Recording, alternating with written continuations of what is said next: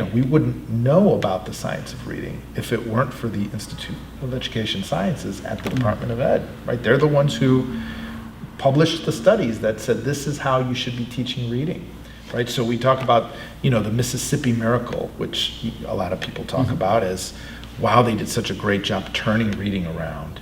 It wasn't a miracle. It was actually by virtue of great leadership by Carrie Wright there, and by the governor, by the Republican governor there, to say, what's important here is to do what works and to practice that. And, I'm glad that we have a department that helps to support that work. So you mentioned all of the hundreds of millions of dollars of research that went into the science of reading.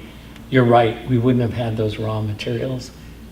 We only know about it because of Emily Hanford and her Sold the Story. So there is a disconnect where IES had become a bit of a bubble where it would create all kinds of great materials, but it never got converted into the practitioner's hands, where most teachers still are not taught the science of reading in their professional development to get a credential, right? And so things move slowly with that, and I don't want to it was very important, and it was important that Congress said everybody needs to be testing kids through 3rd through 8th grade, once in high school, on the core subjects.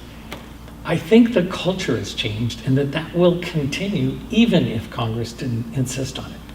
You and I know that politically they're likely to insist on it, but I think that we've had enough of a shift where people see, and particularly during the Spellings years, we did see a run-up in student achievement from using those tools.